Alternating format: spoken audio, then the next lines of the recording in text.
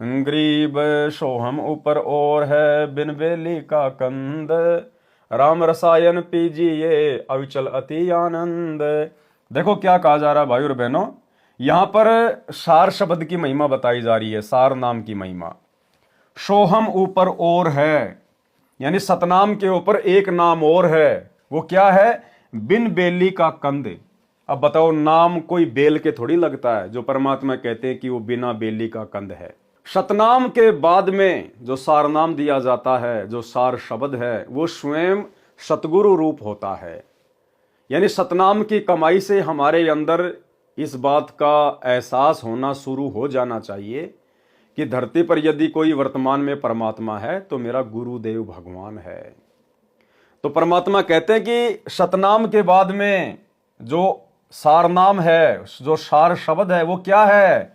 सोहम ऊपर और है बिन बेली का कंद। बिन बेली का कंद यानी वो कबीर भगवान, वो कबीर परमात्मा जो किसी मां से पैदा नहीं हुआ। जैसे कोई ऐसा पेड़ हो, कोई ऐसा फल हो जो बिना बेल के पैदा होता हो, इसी प्रकार से परमात्मा कह रहे हैं कि बिन बेली का कंद, यानी वो परमात्मा किसी मां से जन्म नहीं लेता। तो यहां सार शब्द के विषय में कहा जा रहा है, सार नाम के विषय में कहा जा रहा है। गरीब सोहम ऊपर और है बिन बेली का कंद, यानी वो जो है, जो बिन बेली का जो कंद है, वो स्वयं कबीर भगवान है, सतगुरु रामपाल जी परमेश्वर है, जो किसी मां के गर्भ से जन्म लेकर उत्पन्न नहीं हुए हैं। राम रसायन पीजिए अविचल अति आनंद। गरीब सोहम ऊपर और है कोई एक जाने भेव। यानी सतनाम के बाद में जो सारनाम है, जो सार शब्द है, यानी स्वयं जो कबीर भगवान है, उसको तो कोई एक ही जानेगा, कोई कोई जानेगा उसको। क्योंकि सतगुरु रूप में परमात्मा की पहचान करना कोई बच्चों का काम नहीं है, ये परमात्मा स्वयं ही दया बख्शता है, तभी जीव इनको पहचान पाता है। गरीब सोहम ऊपर और है कोई एक जाने भेव, यानी कोई एक ही उसका भेद जान पाता है। गोपी गोसाई गैब धुनी जाकी कर ले सेव।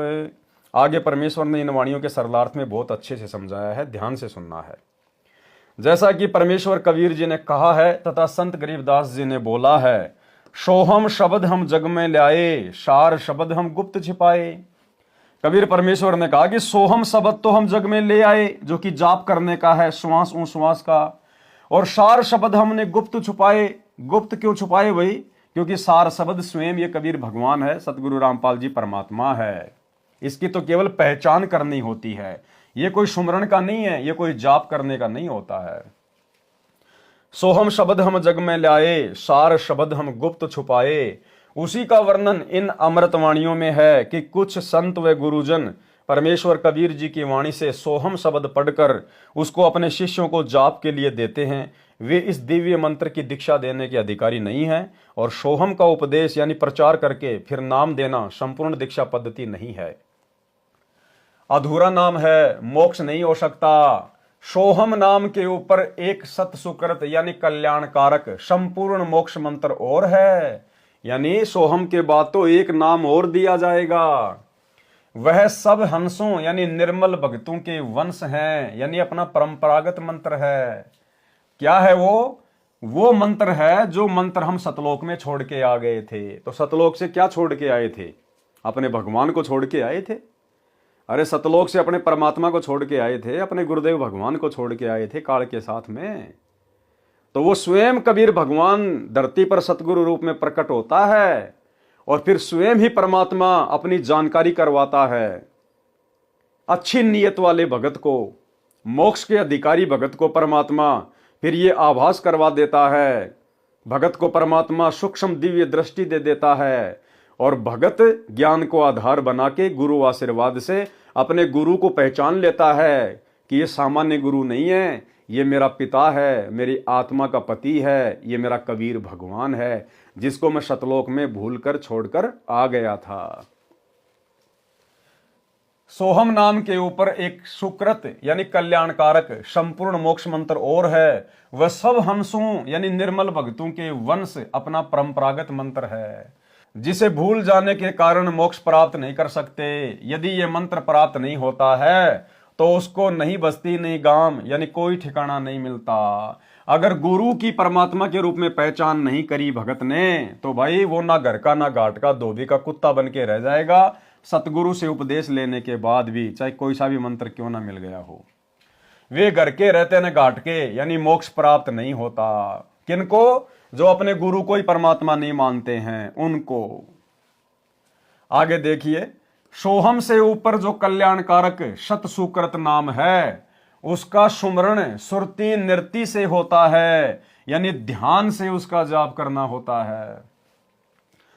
यह पॉइंट विशेषकर उन सभी भगत भाई बहनों के लिए है जो भगत भाई बहन वर्तमान में जल्दबाजी में, देखा देखी में, भेड़ चाल में गुरुदेव भगवान के 2014 बरवाला कांड के बाद जेल जाने के बाद जिन्होंने इन सतलोक आश्रमों में जा जाके 15,000 रुपए दे दे के या 15,000 रुपए का संकल्प कर करके जिन्होंने वो सार नाम ले लिया, वो 3 नाम का मंत्र ले लिया, ये उन भगत भाई बहनों के लिए बहुत विशेष पॉइंट है।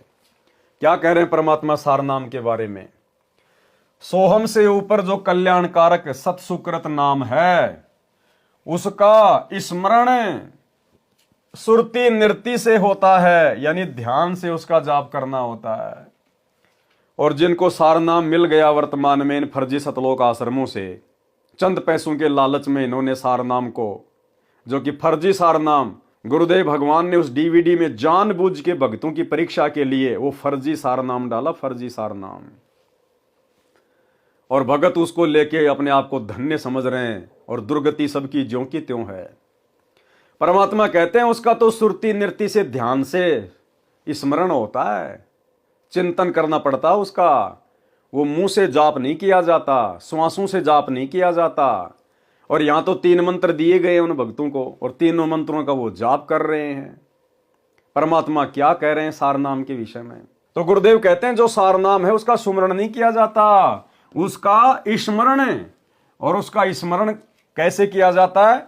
सुरति नृति से, सुरति नृति से होता है, यानी ध्यान से उसका जाप करना होता है। तो सबसे पहली बात तो संगत बेचारी सार नाम के नाम पर ठगी गई 2014 बरवाला कांड के बाद से, क्योंकि देखा देखी, भेड़ चाल, ये परीक्षा का समय था। लोगों ने ना तो विश्वास किया अपने गुरुदेव भगवान पर, फिर क्यों भक्ति कर रहे थे भाई? जब आपको इतना ही विश्वास नहीं है कि हमारे गुरुजी कभी जेल से बाहर आएंगे, फिर क्यों भक्ति कर रहे हो? चलो तुमने नाम तो ले लिया इन फर्जी सतलोक आश्रमों से, क्या तुम्हारे को सतलोक भी ये लोग भेज देंगे कल को एरोप्लेन को बुक करके?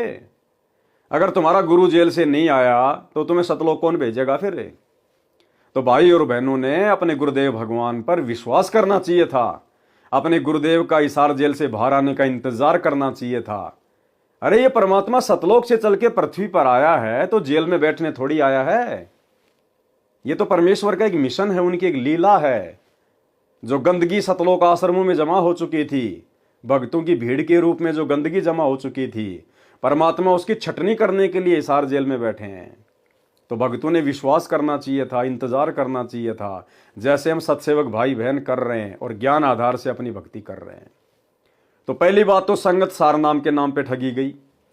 उसके बाद सतलोक आश्रम मैनेजमेंट हरियाणा ने काल प्रेरणा से सार शब्द देना शुरू कर दिया, सार शब्द। और सार शब्द का क्या दिया इन्होंने? 3 मंत्र, ओम सोहम सत्य कबीरा, ओम सोहम सत्य कबीरा। और सब भाई बहन उसको जप रहे हैं, ओम सोहम सत्य कबीरा, ओम सोहम सत्य कबीरा। और 1-1 लाख रुपया ले लिया गया उस सार शब्द का, 1-1 लाख रुपया। अभी जो हिसार जेल से लेटेस्ट ऑडियो आई है 73 नंबर की, विशेष संदेश नंबर 73, उसमें परमेश्वर ने सार शब्द के बारे में बिल्कुल क्लियर कर दिया। भाई और बहनों, आपने एक चीज नोट की होगी, इससे आपको यह भी विश्वास होगा कि यह पवन दास अपनी तरफ से कुछ नहीं बोलता है। परमात्मा मुझे जो प्रेरणा करते हैं वही संदेशा दास आप जियों को देता है। और दास पिछले कई वर्षों से सार शब्द के बारे में यही बताता आया है कि सार शब्द कोई मंत्र नहीं है, सार शब्द कोई जाप करने का मंत्र नहीं है। सार शब्द तो खुद हमारा गुरुदेव भगवान है, खुद हमारा परमात्मा है सार शब्द। लेकिन किसी भी भाई बहन को विश्वास नहीं हुआ, मन में शंका कि नहीं इसको क्या पता, ये तो आश्रमों में भी नहीं जाता, गुरुजी ने इसको गुरुद्रोही घोषित कर रखा है। ठीक है भैया, गुरुदेव ने अपने मिशन के तहत मुझे गुरुद्रोही घोषित कर दिया, मेरा सौभाग्य। आश्रमों में मैं इसलिए नहीं जाता क्योंकि आश्रमों में काल बैठा हुआ है, लेकिन ज्ञान तो गुरुदेव भगवान का हमारे पास में है, वो तो बाहर है, स्वतंत्र है, ज्ञान को तो किसी ने बांध नहीं रखा। तो दास पिछले कई वर्षों से यही बात कहता आ रहा है कि सार शब्द के नाम पे धोखा मत खाओ। ये कंप्लीट जो दीक्षा होती है केवल 3 बार में पूरी होती है, जो कबीर सागर में लिखी हुई है।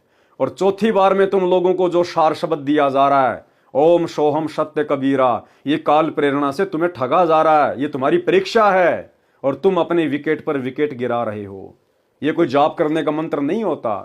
परमात्मा ने तो उस डीवीडी में जानबूझ के भक्तों की परीक्षा के लिए बोल बोल के वो मंत्र डाल दिए। अरे सार शब्द भी अगर भगत देंगे तो भगवान सतलोक से चलकर क्यों आया, किस लिए आया, फिर गुरु जी की जरूरत क्या पड़ गई भक्तों को। तो भाई और बहनों, अब 73 नंबर की विशेष संदेश वाली ऑडियो में गुरुदेव भगवान ने सार शब्द को लेकर बिल्कुल क्लियर कर दिया। इस नीच पवनदास का परमात्मा ने खुले शब्दों में समर्थन कर दिया।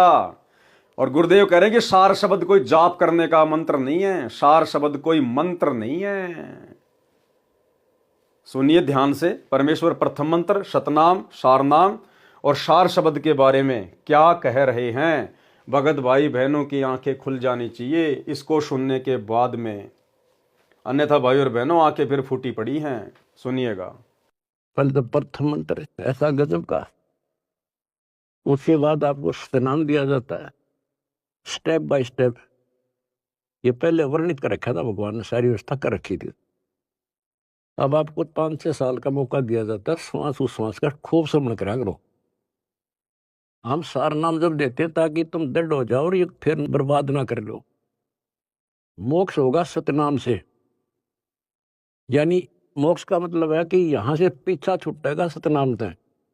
और सार नाम तो भगवान का है, एक बेट मजा बैठाओगा तुमने वहां पर यहां से आपका झंझट मिटा जब बात ऊपर चल लेंगे। तो सांस का सुमन करा करो खूब डट के, और सार नाम मिलने पास फिर उसकी रगड़ ला दे। तो 3 मंत्र के बारे में गुरुदेव ने बता दिया कि सबसे पहले आपको प्रथम मंत्र दिया जाता है, उसके बाद आपको सतनाम दिया जाता है, और सतनाम के बाद आपको 4-5 साल का समय दिया जाता है कि जम के इसका सुमरण करो, मर्यादा में रह के। उसके बाद फिर आपको सारनाम दिया जाएगा, और सारनाम तो उस समय दिया जाएगा जब आपके सारे झंझट समाप्त हो जाएंगे। सारे झंझट का मतलब है काम, क्रोध, लोभ, मोह, अहंकार, राग, द्वेष, ईर्ष्या, छल, कपट। तो ये तो ज्यों का त्यों भरा पड़ा है आज भक्तों में।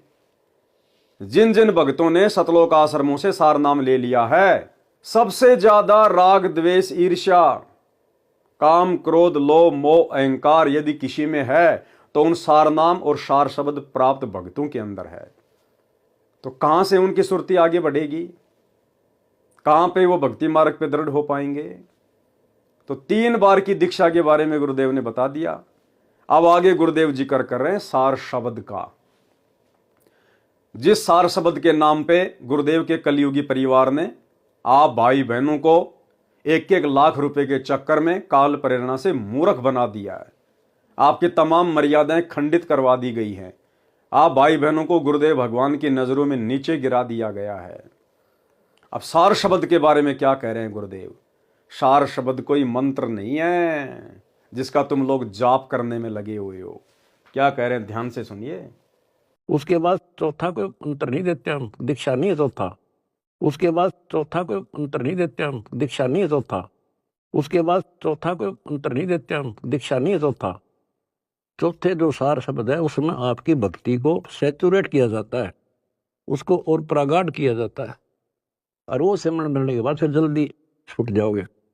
उससे पहले सतनाम बहुत जरूरी है। सतनाम का सिमरण जब पूरा ना हुआ तो ये काम नहीं करेगा।